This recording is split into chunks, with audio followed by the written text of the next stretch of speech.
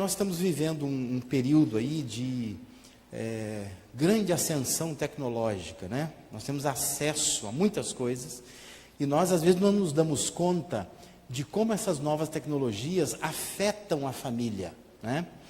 E eu queria conversar assim, de uma forma bem prática sobre isso nesta manhã aqui, para a gente poder refletir um pouco. Mas antes, eu quero ler o texto 2 Timóteo 3, de 1 a 5, se você puder ficar de pé para acompanhar com toda atenção. 2 Timóteo 3, de 1 a 5, temos apenas a referência ali para você anotar aí, mas não temos o texto, tá? 2 Timóteo 3, de 1 a 5, acompanhe na sua Bíblia. 2 Timóteo 3, de 1 a 5, Paulo está falando um pouco sobre os tempos que viriam, né? E aí lá, no capítulo 3 da segunda carta a Timóteo, versículos de 1 a 5, ele diz assim: sabe, porém, isto, nos últimos dias sobrevirão tempos difíceis, pois os homens serão egoístas, avarentos, jactanciosos, arrogantes, blasfemadores, desobedientes aos pais, ingratos, irreverentes, desafeiçoados, implacáveis, caluniadores, sem domínio de si, cruéis, inimigos do bem, traidores, atrevidos, infatuados, mais amigos dos prazeres que amigos de Deus, tendo forma de piedade, negando-lhe, entretanto, o poder. Foge também destes. Amém? Pode se assentar. A nossa tendência, quando a gente lê um texto assim, você pensa assim, Paulo está dizendo, nos últimos dias vão vir tempos difíceis, porque as coisas vão ficar mais difíceis. Mas não é isso que Paulo está dizendo. Paulo diz que nos últimos dias os tempos serão mais difíceis, porque as pessoas serão mais difíceis, não é? Os homens serão, ele diz, os homens serão egoístas, avarentos, e por aí vai elencando um monte de coisas. Agora, pensando na família, olha para essas características dos homens que Paulo vai traçando e pensa o quanto isso pode afetar o convívio, a convivência familiar. E a questão é que não é que lá fora as pessoas serão assim, nós seremos assim, nós estamos assim, nós nos tornamos pessoas assim, filhos que não obedecem mais os pais, gente ingrata, gente irreverente, nós somos atrevidos, nós somos traidores, nós somos assim. Nós rompemos com uma série de coisas que nós acreditávamos no passado e nós já não acreditamos mais. Dizem que nós vivemos o tempo da pós-modernidade. Quando você vai pesquisar o que é pós-modernidade, poucos sabem explicar. E ninguém sabe exatamente o que significa. Só se diz assim, que nós estamos na pós-modernidade. Mas a sociologia entende que desde 1989, quando caiu o Muro de Berlim, e outros eventos, né, na mesma época, de lá para cá começa-se o que se chama de pós-modernidade. A pós-modernidade é um rompimento com a cultura anterior, chamada cultura do modernismo, aonde as pessoas não acreditam mais em coisas absolutas, coisas concretas. E todos os conceitos que tinham antes de instituição, como família, igreja, Estado, essas coisas assim, se diluem. De modo que hoje você não pode dizer assim, olha, o correto é isto. Não, o correto não é isso. Depende da pessoa, da cabeça da pessoa, né? É comum, às vezes, você ver no púlpito, o pastor vai pregar e diz assim, bom, eu penso assim, não sei como você pensa. Porque já não é mais uma questão de absolutos, de verdades concretas, mas é questão de opinião. A sua opinião é essa, a minha é essa e pronto, né? Os valores das pessoas são muito líquidos, né? Não são coisas sólidas. Antigamente, pessoas jovens eram pessoas que queriam romper com alguma coisa. Então, jovem gosta de tatuagem, jovem gosta de roupa curta, jovem apoia algumas tendências. Hoje não. Hoje você vê pessoas numa certa idade, na meia idade, na idade avançada já, na chamada melhor idade, que também rompem com esses absolutos, que vivem apoiando alguns movimentos por aí. Porque é essa cultura que nós vivemos, onde o mais importante não é o que estão dizendo, o mais importante é o que eu estou sentindo, o mais importante é o que eu penso, o mais importante não é o coletivo, é o indivíduo. Por isso que os casamentos não duram mais. Porque a pessoa entra no casamento porque ela quer ser feliz. Ela não consegue com aquela pessoa, então ela vai trocando de pessoas. O Jaime Kemp diz que 75% dos novos casamentos não dão certo. Não dão certo. Só que ainda assim as pessoas estão arriscando. Ela deixa o primeiro casamento, vai para o segundo casamento, e somente 25% desses é que dá certo. Isso é fruto de observação, né, de pesquisa, né? Mas mesmo assim as pessoas estão cada vez mais apostando nisso, achando que com elas vai dar certo, né? Porque é uma questão de opinião da pessoa, não é mais de uma verdade que está aí, né? A pessoa não acredita mais nisso, né? Igreja se tornou uma coisa muito de opinião. A pessoa vem e ela serve a Deus do jeito dela. Às vezes você vai dizer para ela, não, mas aqui nós temos uma identidade, nós somos diferentes. Não, é o jeito dela, né? E as pessoas ficam para lá e para cá caçando alguma igreja que lhes favoreça. Não tem mais aquela ideia de eu sou dessa igreja desde sempre, não é? Não, ela não tem compromisso com isso. Porque é muito mais o indivíduo do que de fato a instituição. Então, esse momento que nós vivemos na história é um momento que acentua demais o individualismo. Cada um está pensando em si. Ninguém está pensando no outro. Nós nos tornamos pessoas extremamente egoístas. É isso que Paulo está dizendo. Nos últimos dias os tempos serão difíceis, porque as pessoas serão mais difíceis. Então entenda que o seu marido está mais difícil, a sua esposa está mais difícil, os seus filhos estão mais difíceis, seus pais também. E todos esses componentes da família são pessoas difíceis. Não é fácil lidar com essas pessoas, né? Eu estou vendo mulher olhando para o marido e falando assim, agora eu estou entendendo. Agora, uma cotovelada aí. Mas nós nos tornamos pessoas difíceis. E a convivência é muito difícil. Então, quando a gente fala de novas tecnologias, eu tenho Facebook, tenho Instagram, eu tenho essas coisas todas aí. Eu tenho um canal no YouTube. Eu acho que é importante a igreja usar essas tecnologias todas. Nós não vamos ficar fossilizados, né? Ultrapassados. Mas eu acho que o problema não são as tecnologias, o problema somos nós. É como é que nós usamos isso. Que importância se dá, que valor se dá, que papel ocupa essas coisas em nossas vidas. Então hoje nós vivemos entre dois mundos. Clica lá que aparece lá. Ó. Dois mundos.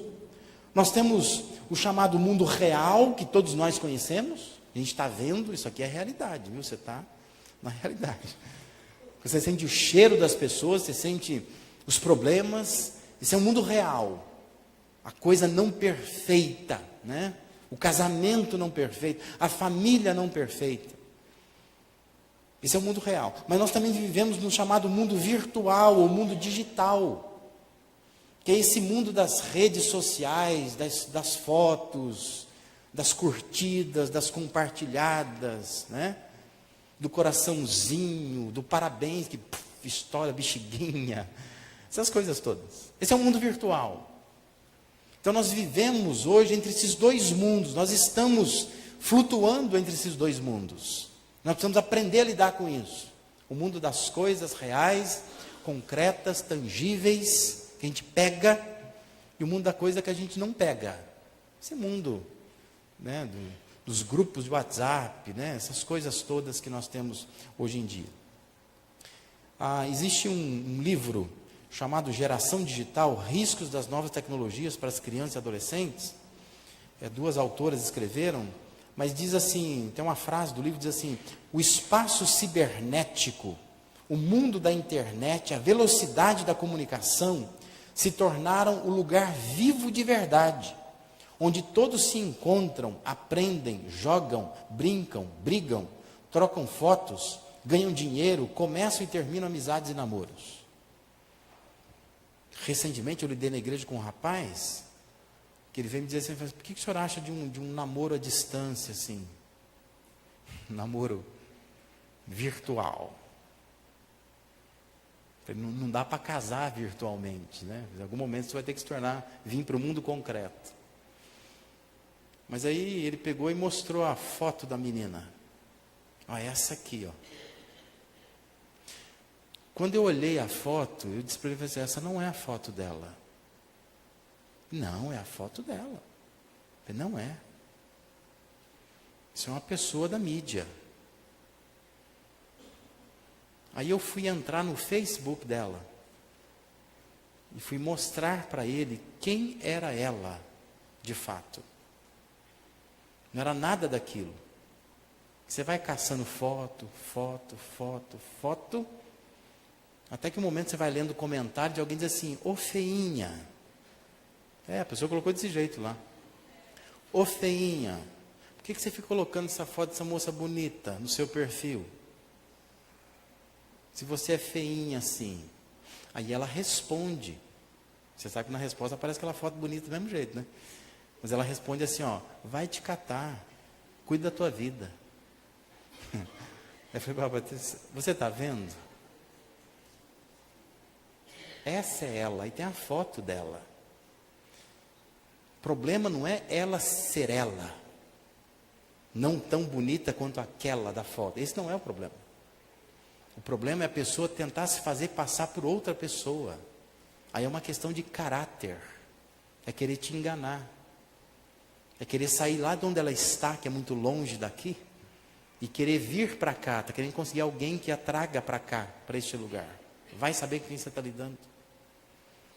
Mas esse é um problema hoje. As pessoas namoram, terminam namoros. As pessoas brincam, brigam. Tudo ali, nesse mundo virtual. Me estranha às vezes quando você entra no Facebook, embora assim, ultimamente eu entro muito pouco. Na verdade eu coloco coisa lá e sai fora, né? Mas se ficar olhando aquelas coisas todas lá, as tolices, né? As brigas que tem, as discordâncias, as bandeiras que se defende. Tudo no mundo virtual. Pessoas na igreja que às vezes quer conversar com você pelo WhatsApp, começa a discutir com você. Sempre diga assim, ó, vem na minha sala, por favor, tal hora, né? Eu quero olhar no seu olho. Né? Porque às vezes a pessoa ela se engrandece no espaço virtual. Ela tem coragem de dizer um monte de coisa. Mas senta na minha frente e me fala isso, né? Eu queria te ouvir, né? Queria sentir a pessoa de fato, né? E não é nada daquilo. Então, nós vivemos agora nesse espaço que se tornou um lugar vivo de verdade. E as pessoas sofrem com isto. Lidei com um casal um tempo atrás, que a mulher estava tomada por isso. Ela falou, eu não consigo. Eu ponho uma foto lá e fico vendo quantos likes, tem que ter mais like. Ninguém likeou, eu preciso que like mais. E ela vai lá e muda a foto, então não ficou legal a foto, tem que ser outra foto. É uma neura. E a pessoa põe lá uma foto dela, ela quer que alguém diga alguma coisa. Linda. Você está demais. Mas o legal mesmo é quando o dedo indicador é esquecido na letra A. Porque fica assim, ó, linda. É isso que ela quer. Agora sim. É o que eu queria, que alguém assim dissesse que eu sou linda de morrer, que eu estou arrasando demais, não é? Esse é um espaço vivo de verdade. As pessoas sofrem com isso, elas querem ver o que está acontecendo ali. A pessoa entra no Instagram, quer ver quantos estão seguindo, me segue mais gente me seguindo, né?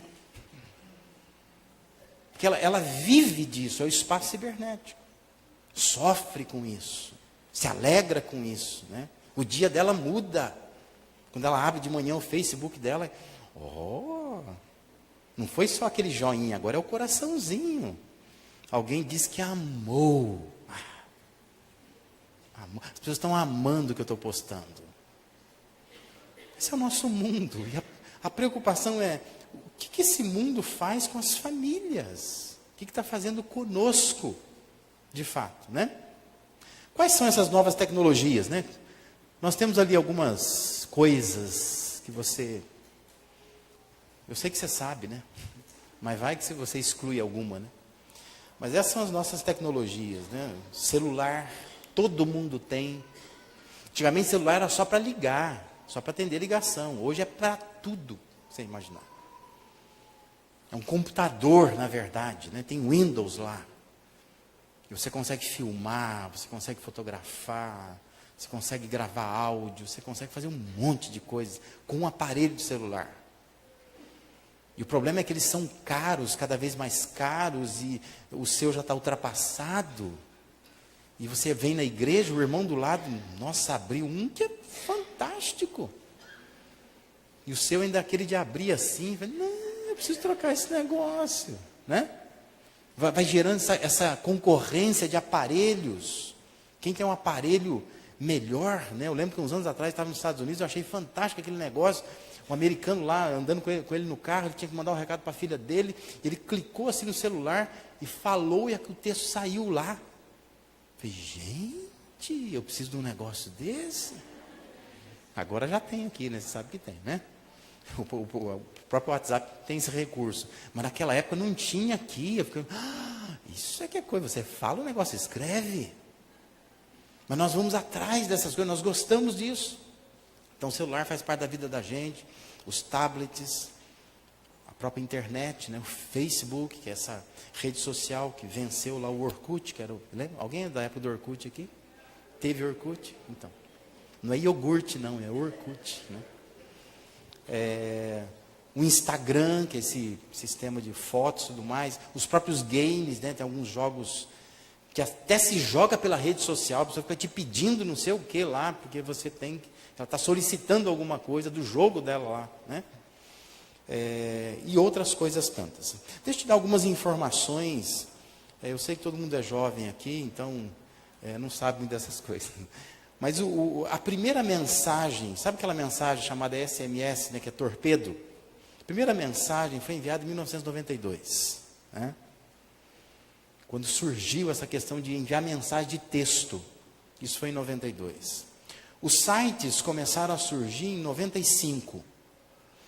O Hotmail, que é um dos mais famosos, né, sites aí de provedor de e-mail e tudo mais, apareceu em 98.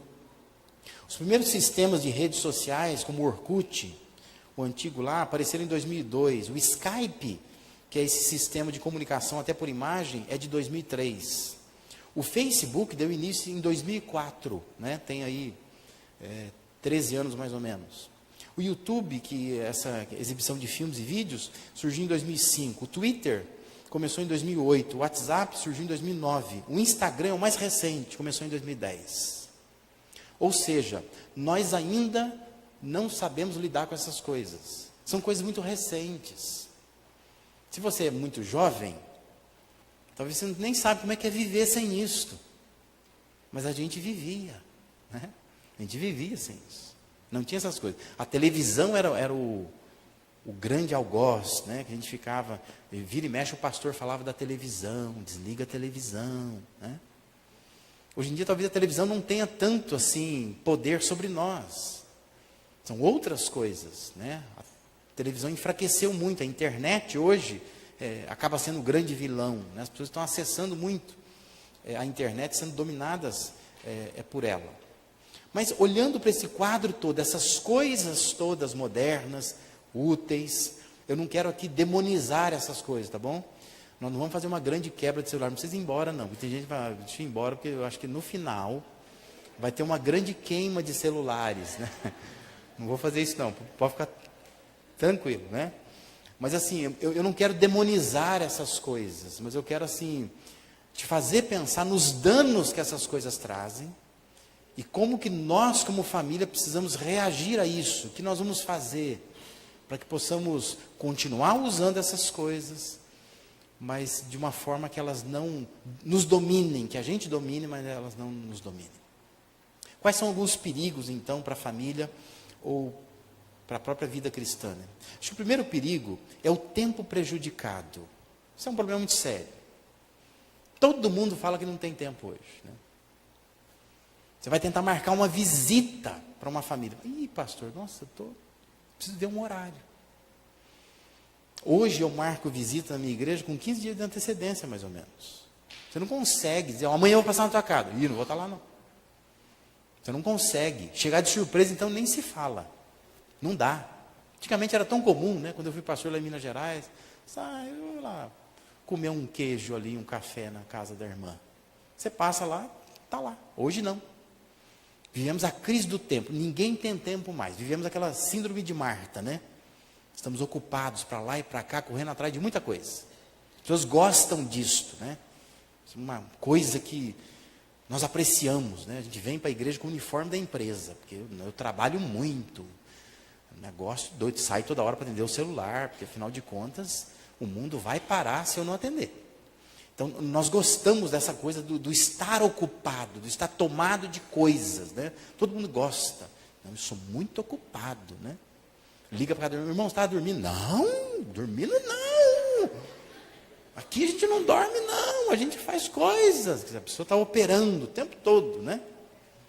Então, o nosso tempo, quando você pensa em termos de internet, de Facebook, de Instagram, o tempo é prejudicado.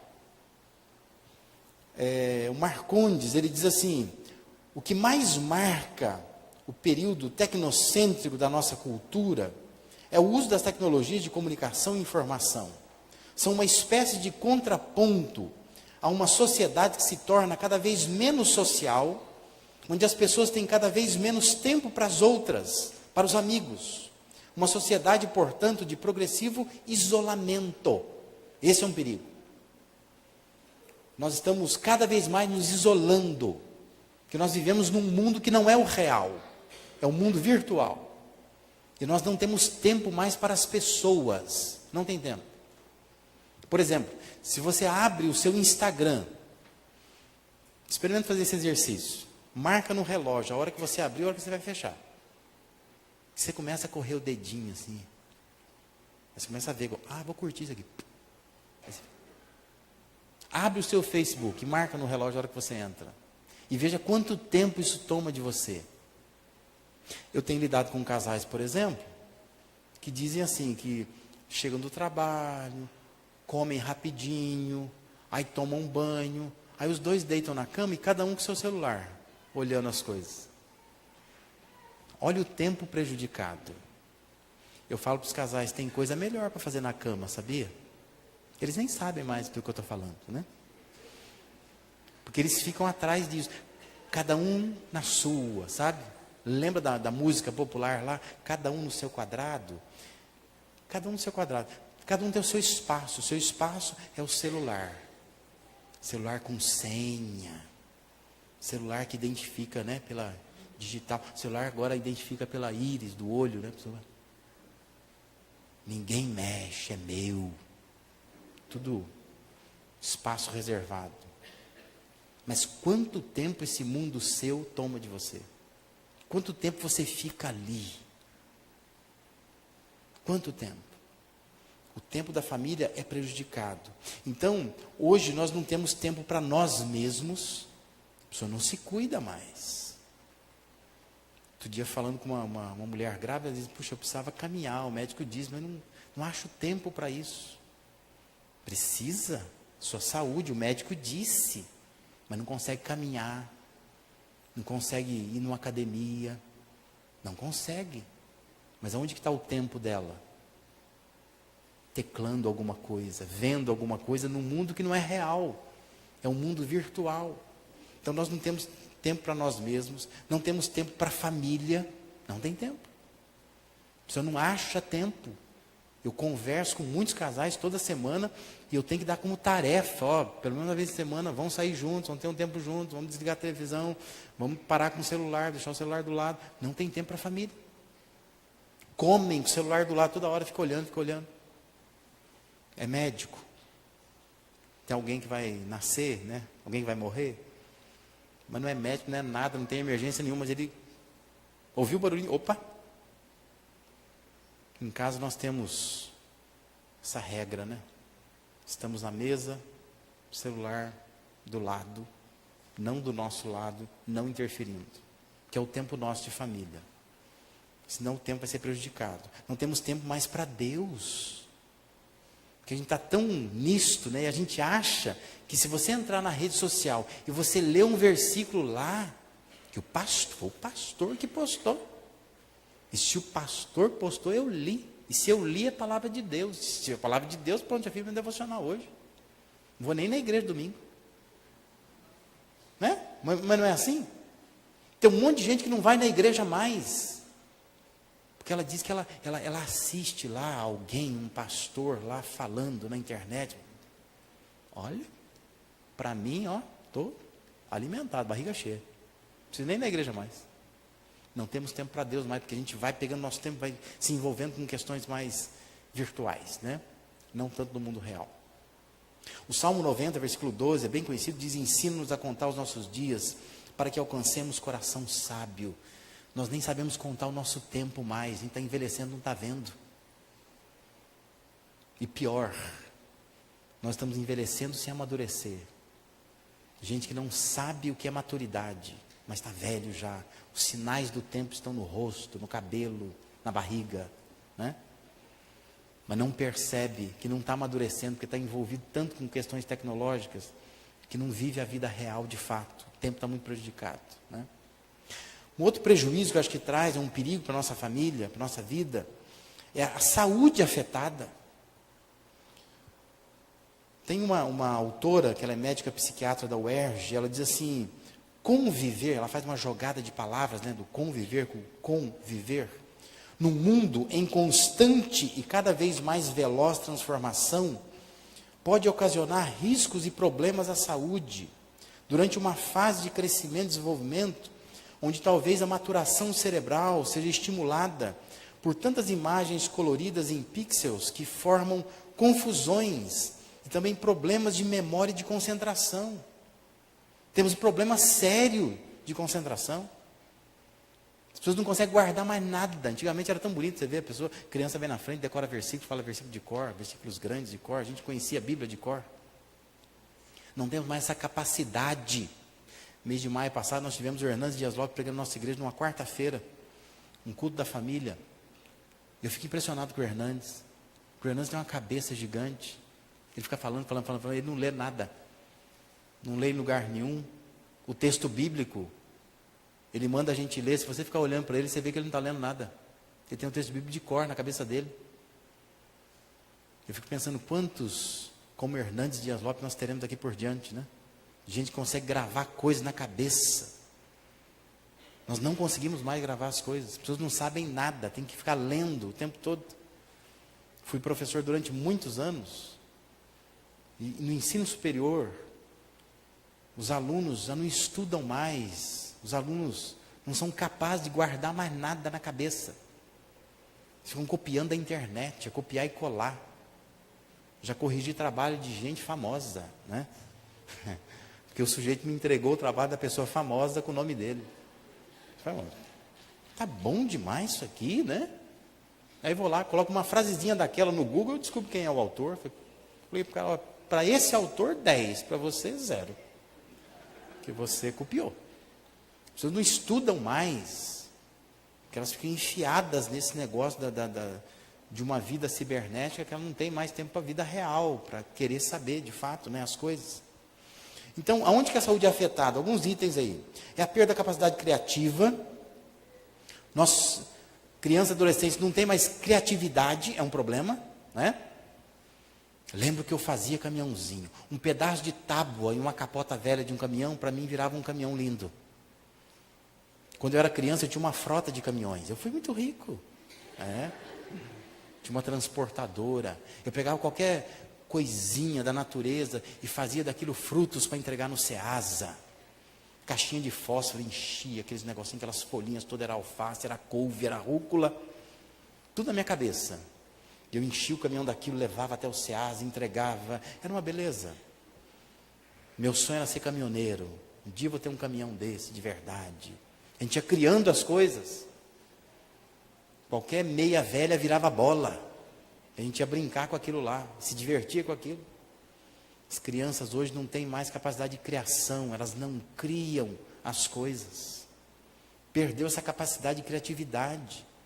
A criança fica lá na frente da televisão, fica na frente do jogo, celular na mão. Os pais não têm noção.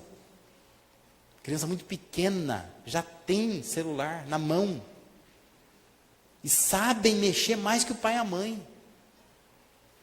Outro dia eu perguntei para uma mãe na igreja, falei, teu filho está me seguindo no Instagram. Ela falou, o quê? Por que teu filho está seguindo no Instagram? Uma criança. Ah, vou pegar. Foi lá e cortou o Instagram do menino. Mas eles vão abrindo, né? Vão fazendo coisas. Meninas de 10, 12 anos que têm 23, 24 no Facebook. Elas põem lá, que elas têm 23, 24. Dia de aniversário está fazendo 24 anos. A menina tem 12. Mas ela põe uma foto assim bem... Que a foto legal é aquela que faz o biquíni, né? E quem vê acha que é uma moça já, né? Mas é um problema muito sério. As pessoas não estão criando mais, elas estão inventando um mundo para elas, mas sem essa criatividade no mundo real. Problemas de coluna, de postura, chamada LER, né? A lesão por esforço repetido. Tem muita gente que fica lá, em cima do computador, em cima do celular, não se preocupa com a postura. Danos oculares, já percebeu quantas pessoas usam óculos hoje? Essa fadiga ocular, a pessoa vai sentindo, tanto que ela fica olhando essas telas, né? Muito tempo em cima disso. Depressão, isolamento, que a pessoa, ela passa a viver num mundo virtual, ela se decepciona com isso, ela briga com pessoas ali, ela se chateia, porque no aniversário dela, mas ninguém, foram poucos que foram lá e no Facebook deram os parabéns para mim. É engraçado isso, né? Às vezes eu mando uma mensagem particular para a pessoa, no WhatsApp dela, dando os parabéns para ela. Mas, pastor, por que o senhor não postou no Facebook? Porque eu não quero. Mas ela quer, porque ela quer que as pessoas vejam que o pastor deu os parabéns para ela no Facebook. Porque as pessoas vão ver que o meu pastor me ama. Você tem que saber que eu te amo. Eu já mandei para você. Mas não, ela quer que põe no grupo da igreja, para que todo mundo veja. Pastor, Deus parabéns para ela. Olha as palavras que o pastor usou. Puxa vida, agora ela será abençoada. Mas nós criamos esse mundo que é um mundo da depressão, do isolamento, porque a pessoa está muito preocupada com ela mesma. Consequência. Sexualidade, sensualidade precoce. As crianças estão sendo introduzidas na vida sexual muito cedo, muito cedo. Sábado que vem eu tenho encontro com pais da minha igreja para conversar sobre isso, como e quando falar de sexo para os filhos. Porque a arte por aí está introduzindo as crianças já muito cedo na vida sexual. Todo mundo sabe disso, né? Viu por aí, né? A exposição, as exposições que estão acontecendo. Mas a internet, ela possibilita isso. Quem que segura essa meninada? Se você dá um celular para o seu filho, com acesso à internet, como é que você controla ele? Você sabe o que ele está acessando? Aonde ele está indo? O que ele está fazendo? Mas é muita gente envolvida com uma sexualidade muito precoce. Não era para estar pensando nisso. Vai brincar de boneca. Vai jogar bola. Mas não, estão enfiados, né, em alguma coisa que está mexendo com a sua sexualidade. E outras patologias que vêm decorrentes de má alimentação, do sedentarismo, essa meninada toda gordinha, né? Porque não está fazendo atividade, gente que se alimenta muito mal, que não sabe nem o que come, porque fica lá na frente do computador e comendo ao mesmo tempo, mexendo no celular o tempo todo, não usufrui do sabor das coisas, são consequências para a nossa saúde. 1 Coríntios 6,19 diz assim: acaso não sabeis que o vosso corpo é santuário do Espírito Santo, que está em vós, o qual tendes da parte de Deus, que não sois de vós mesmos? Não cuidamos mais do nosso corpo. Tem uma imagem que corre por aí, clica lá que aparece. Ó. Essa imagem aí, ó. Isso está na internet por aí, né? Porque essa teoria de que nós viemos do macaco, né? Então a ideia é assim, se vier, só uma teoria, tá? Não estou dizendo que eu creio nisso. Nós viemos do macaco, aí até chegar no homem ereto, né? E nós estamos voltando à posição do macaco de novo, né? Você fica o tempo todo debruçado em cima do computador, de um jogo, de um tablet, de um celular. nós perdemos a noção do quanto isso afeta a nossa saúde, né? Quanto nós estamos sendo prejudicados com isso. O outro perigo são as relações fragilizadas. Uma psicóloga diz assim, ela é escritora de um livro chamado Como a Modernização e a Tecnologia Influenciam nas Relações Humanas. Ela diz assim, cada vez mais percebemos em nossos lares e local de trabalho as amarras da tecnologia bitolando fortemente o ser humano, individualizando, dificultando o seu contato e relacionamento com os demais, mutilando indiretamente a criatividade, a imaginação, a percepção, a espontaneidade. Quer dizer, as pessoas estão perdendo cada vez mais a capacidade de se relacionar. É difícil relacionar, porque é mais fácil relacionar pela internet, não é? Você entra quando quer, você sai quando quer. Agora, vai praticar isso na vida real? Não dá, não dá. É que nem quando o casal namora, né? Quando namora tem dia que você não quer ver a pessoa, não tem? Você fala assim, sabe o que é? A sogra do vizinho morreu. Está uma atmosfera triste aqui no bairro.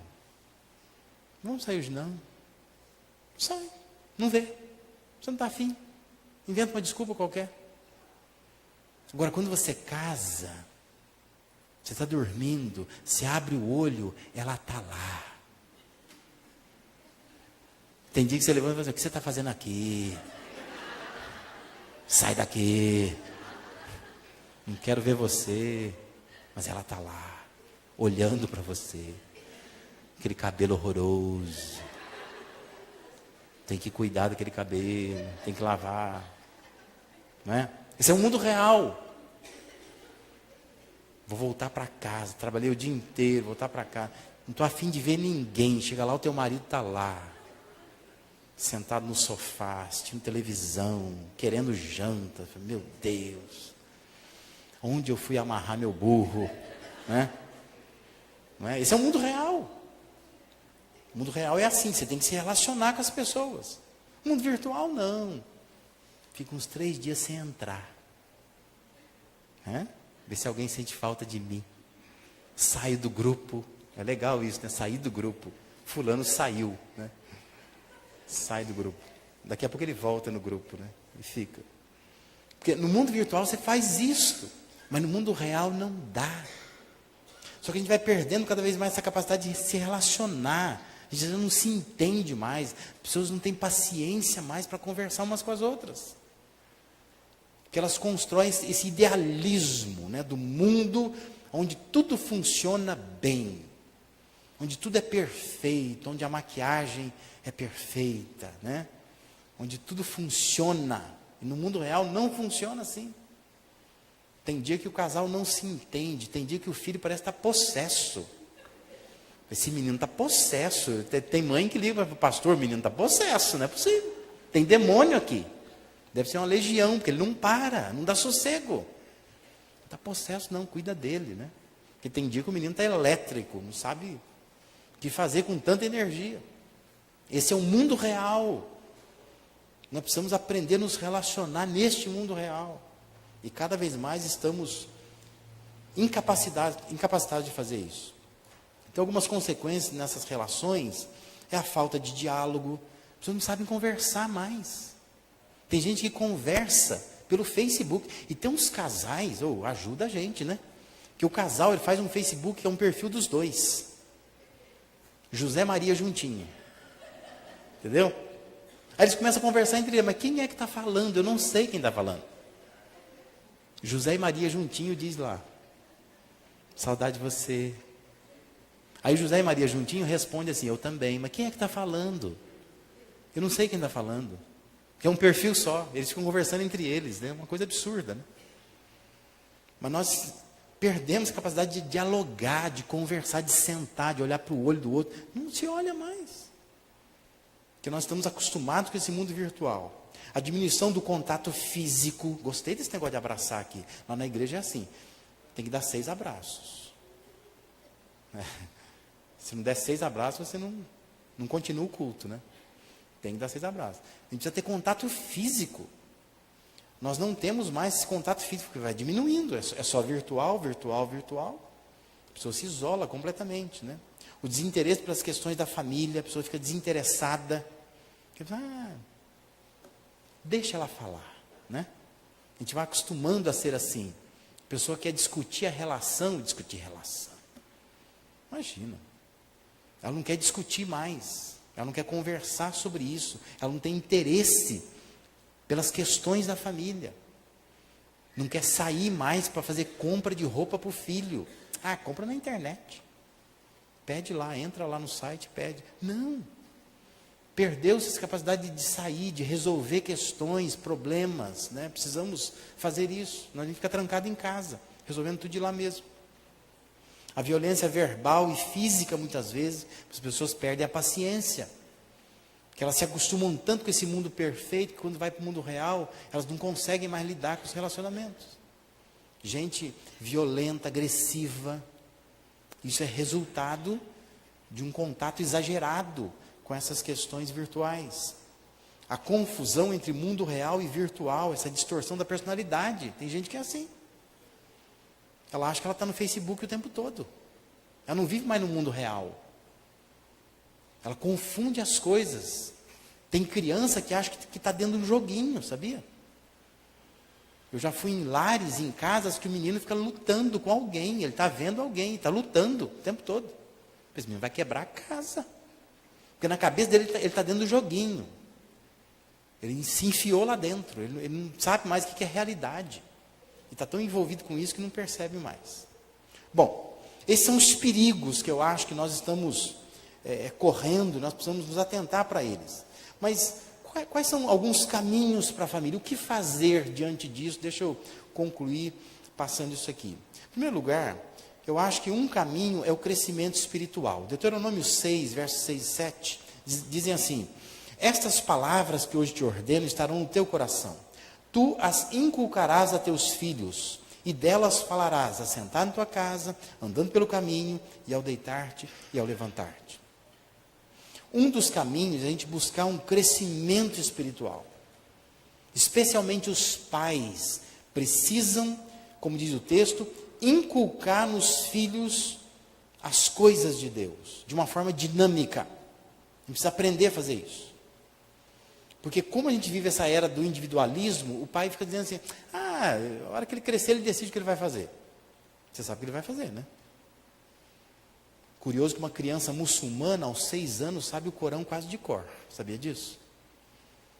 Porque o muçulmano, ele tem um monte de filho, porque ele quer que aumente o número de muçulmanos no mundo.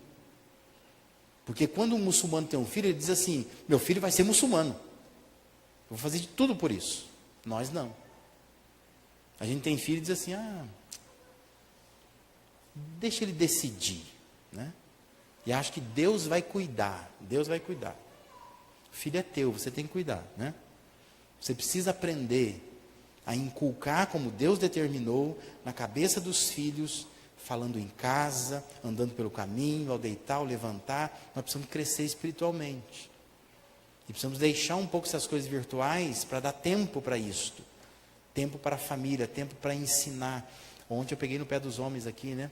Mas nós temos um problema de liderança masculina. Os homens não lideram mais. É vergonhoso isso. O sujeito senta na mesa e começa a comer. A mulher fala assim, não vai orar não? Vamos orar. Ora aí, né? Mas homens fracos, não são pastores, não são sacerdotes de suas casas. Deveriam liderar mais. Motivar, vamos levantar cedo, vamos para a igreja, vamos ao culto, vamos ler a Bíblia, vamos fazer alguma coisa. Mas seria bom se os homens liderassem isso. Fazer a família crescer espiritualmente. Dar uma alternativa espiritual para a família e não ficar enfiado o tempo todo nessas coisas virtuais. Um outro caminho para a família é resgatar a mesa como espaço de comunhão. Tem mesa na sua casa? O texto já lembrado aqui no Salmo 128, verso de 1 a 3, diz assim, bem-aventurado aquele que teme ao Senhor e anda nos seus caminhos, do trabalho de tuas mãos comerás, feliz serás, tudo te irá bem. Tua esposa, no interior de tua casa, será como videira frutífera. Teus filhos, rebentos da oliveira, a roda da tua mesa. A família precisa recuperar a mesa, o espaço da mesa. Porque muitas famílias não fazem isso mais. Cada um come onde quer, o horário que quer. Mas estabeleça pelo menos uma refeição diária, onde a família se assente em volta da mesa, sem celular, sem tablet, sem televisão ligada. E é um momento da família poder conversar, comer junto, sem pressa. Entender a mesa como um espaço de comunhão, um espaço sagrado, onde nós vamos trabalhar algumas coisas, né? É ali que se reclama, é ali que você fala, não fala com a boca cheia, né? É ali que os conflitos surgem, mas é um espaço importante, espaço de comunhão da família. Precisamos resgatar isto. Compra uma mesa essa semana, se não tiver. Vai lá nas Casas Bahia, lá, faz em 24 parcelas, mas compra uma mesa. Vamos sentar em volta da mesa. Às vezes eu vou em casa que a mesa está ocupada com um monte de coisa em cima, que não se usa a mesa mais, né? A mesa se tornou um lugar de guardar coisas, né? Televisão que não funciona mais, está em cima da mesa. Limpa aquela mesa lá. Faz da mesa um espaço de comunhão. Vamos sentar em volta dela. Uma vez por dia, pelo menos. É o momento que a família vai orar, vai comer junta, vai estar ali em volta daquele espaço da mesa. Em outro caminho, eu acho que é a vivência controlada e relações saudáveis. O texto de Efésios 5, 15 a 17 diz assim: portanto, vede prudentemente como andais, não como nécios, e sim como sábios, remindo o tempo, porque os dias são maus.